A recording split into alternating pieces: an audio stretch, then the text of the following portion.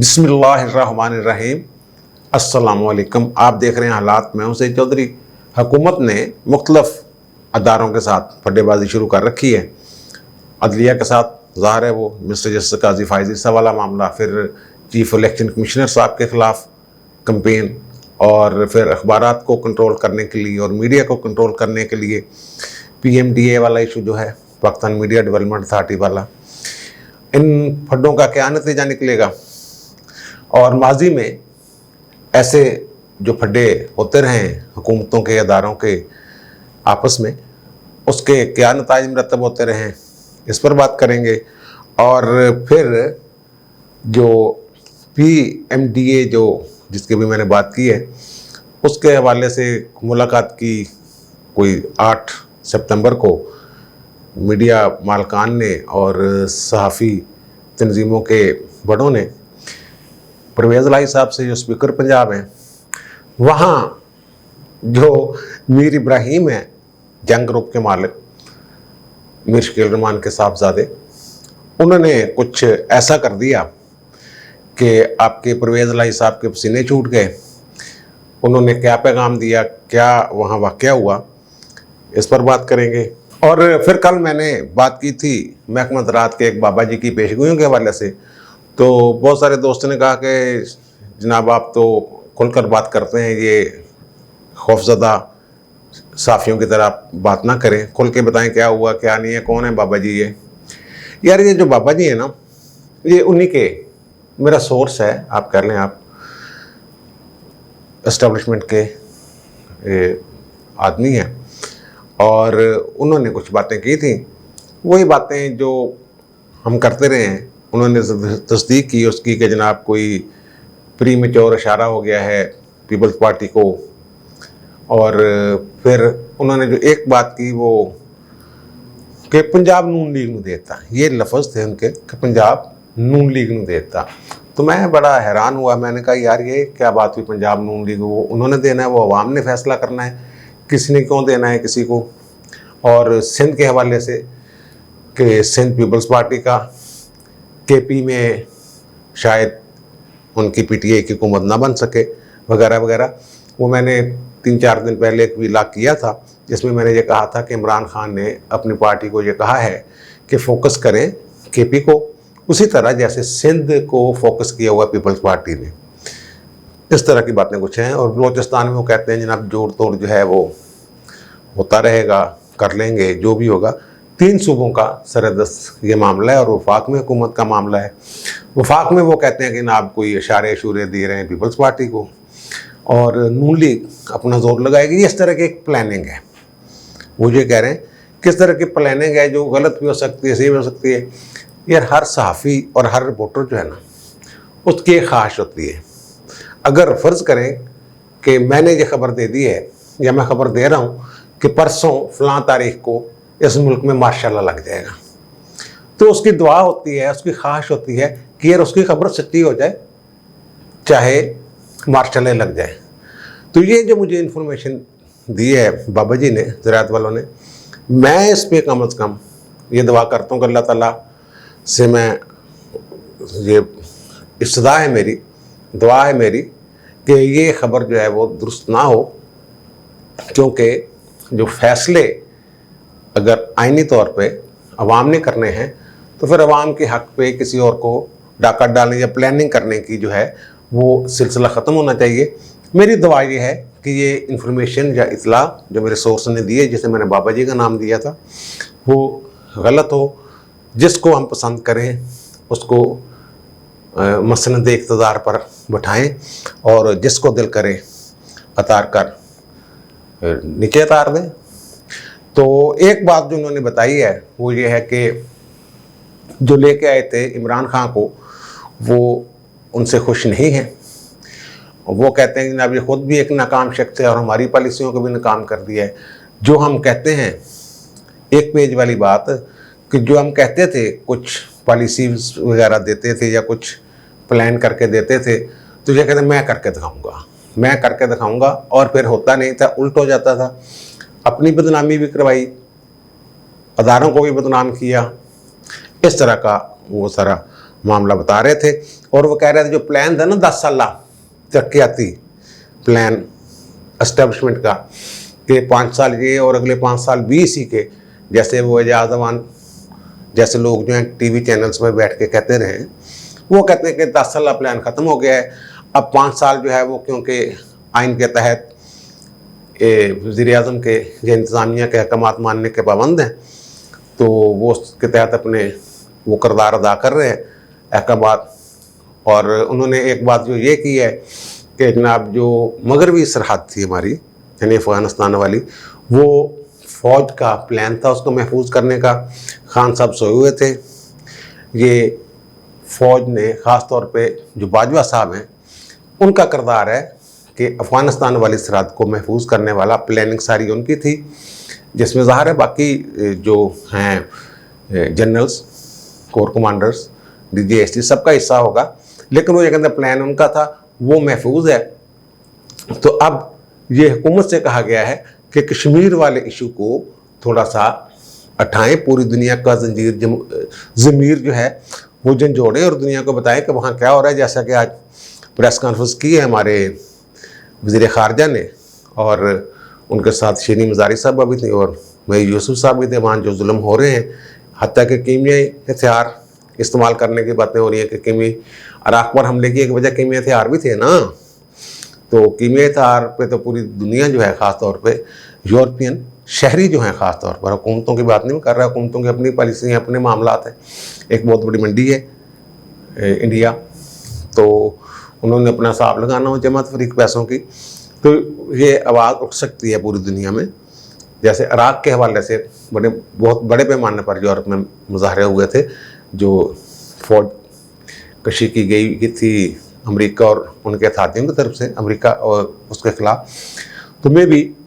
और ये लग ये रहा है कि वो इस इशू को, जो मेरे सोर्स है वो बता रहे हैं कि इस इशू को अब ज़्यादा तेज़ी के साथ, सिर्फ वो 1 मिनट वाली खामोशी और वो जुमे के रोज़ खड़े होने वाली बातें बोते, उससे थोड़ा सा आगे पूरी दुनिया का ज़मीर झंझोड़ने के लिए हुकूमत मुतहरक, हुकूमत क्या यार, वही मुतहरक हो गए हैं। उन्होंने कहा है कि जनाब ये करें और वो शुरू हो गया है काम, तो इसके अच्छे नतीजे के लिए ही उम्मीद रखी जा सकती है।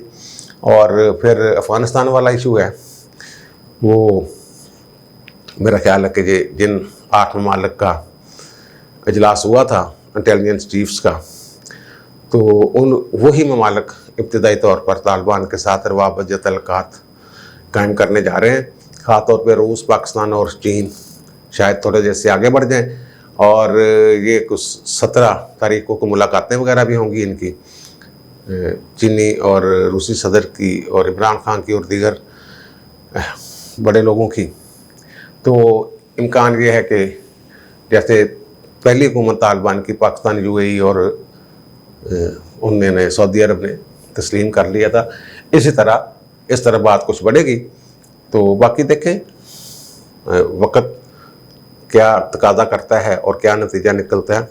बहरहाल अच्छा, अभी यार मैं बात कर रहा हूँ वो फड्डे वाली, जो फड्डा डाल रहे हैं, चीफ इलेक्शन कमीशन इस्तीफ़ा दे दें, मिस्टर जस्टिस काजी फायज़ ईसा इस्तीफ़ा दे दें, मिस्टर जस्टिस काजी ईसा के खिलाफ रेफरेंस, ये वो। यार ये फड्डा जो है ना, माजी में कुछ और बातें होती थी इनकी जब वो अपोजिशन में होते थे, अब कुछ और बातें हैं। ये बन के बैठना चाहते हैं जनाब सारे इख्तियारात का मरकज़ वज़ीर-ए-आज़म इमरान खान साहब खुद हों। ये कल इजलास हो रहा है उसका, वैसे इलेक्शन कमीशन का, वो क्या करते हैं, उनके पास तो हिंद अदालत की कार्रवाई का इख्तियार तो है। और फिर उसके 2 दिन बाद जो एक वकील साहब के पेशावर के उनकी पिटीशन है वो सुप्रीम कोर्ट में, उसके बारे में मैंने पिछले इलाक़ में पेशगोई की हुई है कि क्या होने वाला, क्या हो सकता है, क्या नहीं होगा। अब जो जस्टिस काजी साहब वाला अकेला नहीं है सुप्रीम कोर्ट में मामला, इन्होंने 2-3 और जजेस के बारे में भी छानबीन की है, खुफिया रिपोर्टें तैयार करवाई हैं कि उनके भी कुछ ढूंढे मामला। एक कराची, एक लाहौर के जज हैं, कराची के हैं इस तरह, लेकिन वो अभी तक मिला कुछ नहीं। और उनकी जो साख है उन जजेस की, वो A1 है अवाम की नज़रों में भी और वकला की नज़रों में भी। वो थोड़ा सा मुश्किल है कि उनको कुछ करें। अब मैं इस फड्डे का ना एक थोड़ा सी मुमासलत मुझे जो नज़र आ रही है ये जो दूसरा दौर हुकूमत था ना नवाज शरीफ का, इन्होंने भी यही काम शुरू किया था। इन्होंने अखबारात से ही फड्डा डाला हुआ था। जंग अखबार 2 पेज पे आ गया था, इस हद तक इश्तिहारात रोक लिए, ये वो, मीडिया को दबाने की पूरी जो भी आवाज़ बुलंद होती थी कर दो जनाब उसका। तो फिर सजाद अली शाह चीफ जस्टिस पाकिस्तान, उनके साथ पड्डा जनाब इनका शुरू हो गया। खसूसी अदालतों वाला मामला शुरू हो गया, ये इंसदादी दहशतगर्द की खसूसी अदालतें बनाई जनाब। वो कह रहे थे जनाब ये पैरेलल कोर्ट सिस्टम है तो ये नहीं होनी चाहिए। तो फिर खैर वो उसमें तरमीम करके इन्होंने कहा अदालत मुतलका चीफ जस्टिस की मुशावरत से तैनातियाँ होंगी वगैरह वगैरह।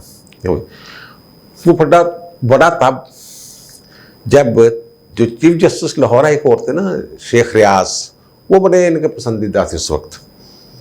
तो उन्होंने जनाब 3 नाम, सुप्रीम कोर्ट की 3 असामियाँ खाली थी और तीन नाम सजाद अली शाह साहब जो चीफ जस्टिस पाकिस्तान थे उन्होंने भेज दिया हुकूमत को कि जनाब ये बंदे सुप्रीम कोर्ट में भेज दें बतौर जज। उनमें mister justice Sheikh Riaz chief justice Lahore high court, mister justice Munir Sheikh और मिस्टर जस्टिस चौधरी मोहम्मद आरफ, ये 3 सीनियर मोस्ट थे। इनको उन्होंने कहा जनाब भेज दें। तो हुकूमत नहीं जनाब, एक ले जाए 3 नहीं जा सकते, 2 यहीं रहेंगे, इस तरह की बातें शुरू हो गई। फड्डा डाल दिए इन्होंने। 17 सीटें थी तो आइन के आर्टिकल 176 के तहत उस वक्त वो कानून नहीं बना था, तादाद मुकर्रर पार्लियामेंट ने नहीं की थी। वो सदर का इख्तियार है कि अगर पार्लियामेंट मुकर्रर नहीं करती तादाद सुप्रीम कोर्ट के जजेस की तो वो सदर जो हैं वो मुकर्रर करते हैं तादाद। तो वो कहते हैं जनाब हमने वो सदर साहब को समरी भेज दी कि तादाद 2 कम करते हैं। 15 जज सुप्रीम कोर्ट के टोटल होंगे 17 के बजाय।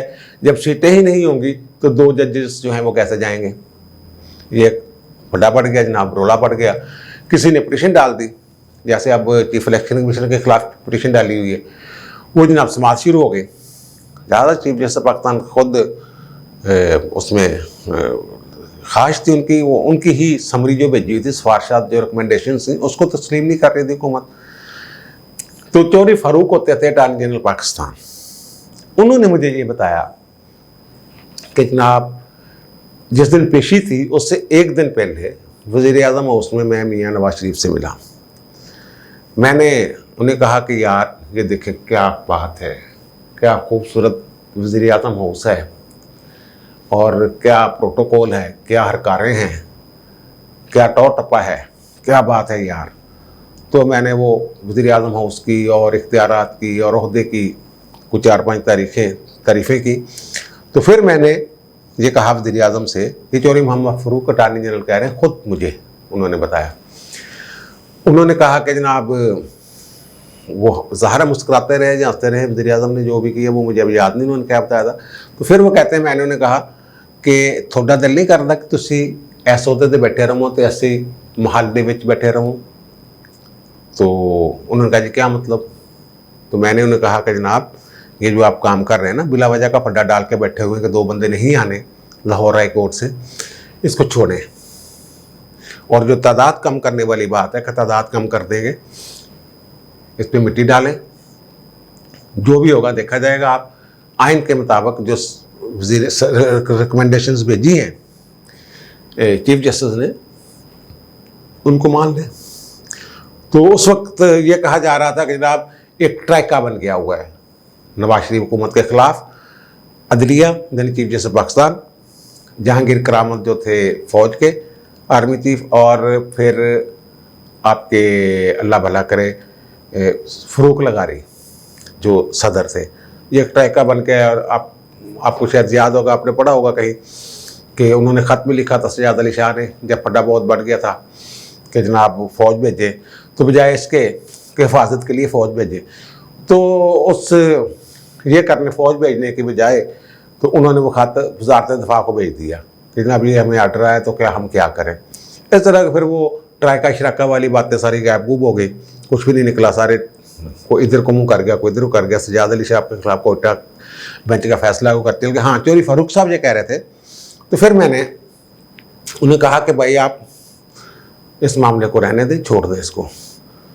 तो उन्होंने कहा जी ठीक है, जो आप कहते हैं बयान दे दें कल जाके अदालत में।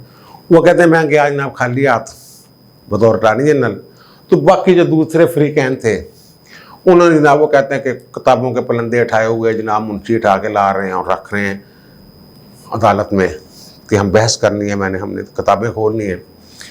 तो वो बहस शुरू होने के मैंने कहा जनाब एक मिनट मेरी बात सुन लें, वो जो बात है ना, जो आपकी रिकमेंडेशंस हैं उन पे मिन्नोवान, वो मन्नोवान मैं कह देता हूँ तो मेरे एक दोस्त ने कहा ये उर्दू से ही करो अपनी, मिन्नोवान जो है ना वो उस पर अमल होगा, और वो जो तादाद कम करने वाली बात है वो समरियाँ वापस ले रहे हैं, तो जो आपका हुक्म है उस पर अमल दरामद होगा। वो कहते किताबों ने ये रह गई हैं, ज़ाहिर है मेरे बयान के बाद, हुकूमत के बयान के बाद वो मामला अदालत ने डिस्पोज का कर दिया, लेकिन वो दीगर फिर मामला पे फटे चिट्टे पड़ते रहे, चलते रहे। उनके पास तो चौधरी फारूक जैसे लोग थे मशवरा देने वाले नवाज शरीफ के बाद, इनके पास कोई नहीं है।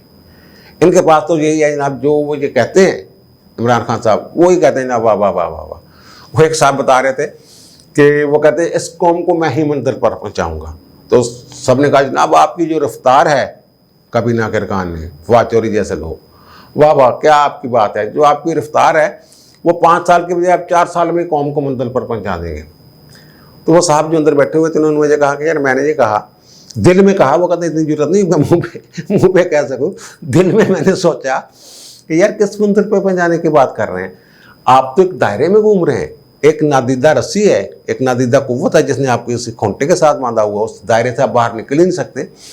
तो मंजिल जो है वो 2 किलोमीटर दूर है, आप आधा किलोमीटर के दायरे में ही घूम रहे हैं, और किसी को कहते हैं कि जनाब मैं एक तेज़ रफ्तार घोड़ा हूँ, मेरे ऊपर सवारी करें, मैं आपको आपकी मंजिल तक पहुँचा दूँ, आप तो उस दायरे से बाहर ही निकल सकते। उस दायरे के अंदर अगर मंजिल है किसी की तो ठीक है, अगर दायरे के बाहर मंजिल है तो फिर आप कैसे पहुँचाएंगे, दायरे से तो पहले निकले ना। इस तरह की बातें इस हुकूमत के बारे में और हो रही हैं, वो कुछ रिपोर्टें वगैरह हैं, और ये अब मैं क्या कहूँ इसको कि पता नहीं इन्होंने यहाँ कहाँ होना है कहाँ नहीं होना अगले इलेक्शन में, और कहाँ जाना है कहाँ नहीं जाना। अब वो मैं बात कर रहा था शुरू में PMDA का जो मामला था, उस पर परवेज़ इलाही साहब के पास गए जनाब, मियाँ अमर महमूद साहब भी थे, मीर इब्राहिम रहमान साहब भी थे, शकील रहमान साहब के साहबजादे, चौधरी अब्दुर्रहमान भी थे नियो TV वाले, और फिर आपके मुजीबर रहमान शामी साहब, सलीम बुखारी साहब, और फिर साफ़ी तंजीमों के नुमाइंदे वो भी थे। वो जनाब अब परवेज़ इलाही साहब से बात हो रही है तो ज़्यादातर लोग यही बातें कर रहे हैं कि जनाब आप हमेशा मसाइल का हल निकाल लेते हैं, आज़ादी सहाफ़त के आप अलमबरदार रहे हैं, आप में बड़ा विजन है सियासी तौर पर, आप हुकूमत को समझा सकते हैं, वफाकी हुकूमत वगैरह को, इस तरह की। तो फिर फवाद चौधरी का जिक्र हो गया, फिर इमरान खान का जिक्र हो गया। अब परवेज़ इलाही साहब ने अपना बताना शुरू कर दिया कि यार इन्होंने तो अकल ही कोई नहीं हैगी, फवाद चौधरी तो एक नैला आदमी है वगैरह वगैरह। और फिर उनका विजन, जो वज़ीर आज़म का विजन है, वो एक ख़ास हद से आके जा ही नहीं सकता, सिंगल ट्रैक का आदमी है, उसको पता ही नहीं सियासत होती क्या है। इस तरह की तनकीद उन्होंने शुरू कर दी। तो फिर एक साफ़ी दोस्त की बारी थी, उन्होंने आलमी तनाज़र में इस पर शहजाद भट्ट साहब ने शुरू कर दिया जनाब पूरी दुनिया में ऐसे हो रहा है, पाकिस्तान में ये हो रहा है, कोई कंपैरेटिव स्टडी करवा लें, पहले देख तो लें दुनिया में कैसे कंट्रोल किया जाता है और यहाँ क्या कैसे मामला है, और ये अखबारात का मामला नहीं, उसके बजाय सोशल मीडिया का मामला लगता है कि उसको कैसे कंट्रोल करना। अखबार से कंट्रोल कितने कराए लेना यार, वो तो आपके सामने कैसे अखबार छप रहे हैं और क्या खबरें, सेल्फ सेंसरशिप वगैरह। खैर वो इस दौरान जो है वो जो मीर इब्राहिम साहब हैं वो मोबाइल फ़ोन पे मसरूफ़ हो गए। तो जो सोर्स मुझे बताते हैं, तो जब वो मोबाइल फ़ोन पे मसरूफ़ हो गए, वो अपना आहिस्ता आहिस्ता को बातें बुतें करते रहे फ़ोन पे। इसी दौरान जब बात साफ़ी की भी ख़त्म हो गई तो परवेज़ इलाही साहब ने मीर साहब से कहा कि हाँ जी मीर साहब। तो मीर साहब ने कहा सॉरी सर मैं फ़ोन पे मसरूफ़ हो गया था, मैं सुन नहीं सका बात क्या हो रही थी। तो मैं दरअसल ना ये जो जहाँ हो रहा है ना, ये मैं अपने TV चैनल पे जियो पे ख़बर लिखवा रहा था। यानी ये जो आप कह रहे हैं इमरान खान को जो कहा है और जो फवाद चौधरी के बारे में आपने कहा है और जो हुकूमत के दीगर नैलों दैलों का जिक्र किया है, तो ये मैं ख़बर लिखवा रहा था अपने दफ्तर में। अब वो एकदम कहते हैं वहाँ सन्नाटा, खामोशी। तो परवेज़ इलाही साहब ने 3-4 टिश्यू निकाले हैं और माथे का पसीना साफ किया है। तो फिर मीर साहब ने कहा कि ओ अच्छा, अगर आप कहते हैं, मुझे बता देना था ना यार कि ये ऑफ द रिकॉर्ड गुफ्तगू है। अगर ऑफ द रिकॉर्ड गुफ्तगू है तो नहीं चलाते, लेकिन आपको बताना चाहिए था कि यहाँ जो गुफ्तगू हो रही है ये ऑफ द रिकॉर्ड है। अब उससे जो नतीजा मैंने निकाला है कि मीर इब्राहिम साहब क्या पैगाम देना चाह रहे थे, मैंने वो उनके मुंह से नहीं सुना, ना मुझे पता है उनकी क्या सोच थी, लेकिन मेरा अंदाज़ा है, मेरा तज्जिया है।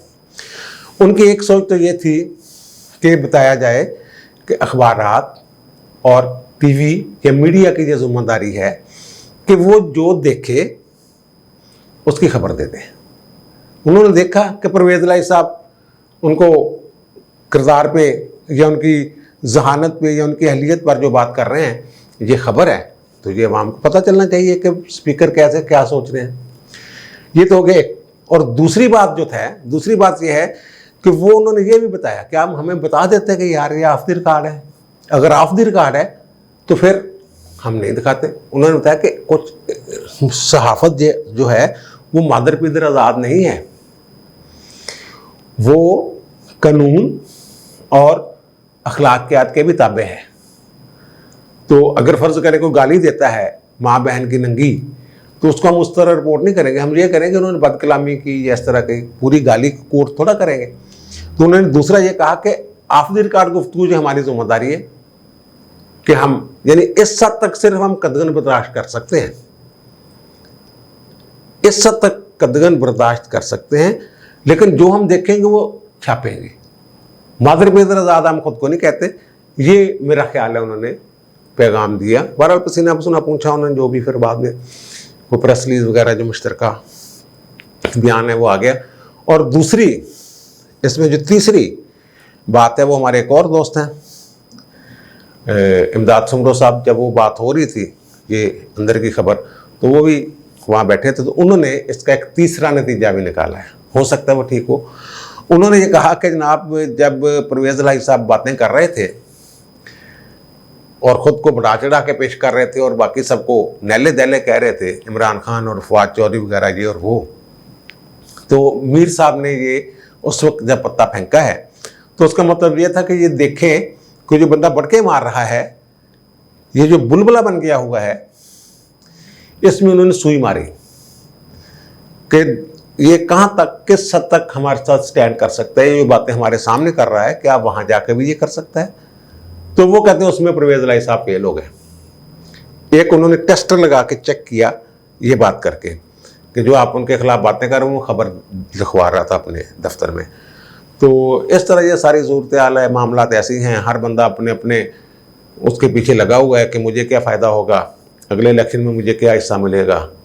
और जो अवाम है, मेरी तो ये दुआ है, पहले ही मैंने ये कहा है कि अल्लाह करे कि ऐसी खबरें और जो सोर्सेज दे रहे हैं और इतलात गलत हों, ये मैं अपने लिए दुआ कर रहा हूँ कि अल्लाह करे कि मुझ तक जो इन्फॉर्मेशन पहुँची ये गलत हो और अवाम को अपना फ़ैसला ख़ुद करने का जो इख्तियार है आइन ने दिया, अपनी मर्ज़ी के नुमाइंदे चुनने का और अपनी मर्ज़ी के नुमाइंदों के ज़रिए हुकूमत करने का, वो इख्तियार कोई न छीन सके और अवाम खुद अपने फ़ैसले करे। अब मुझे इजाज़त दीजिए, इंशाअल्लाह दोबारा मुलाकात होगी कल नए व्लॉग के साथ। अल्लाह हाफ़िज़।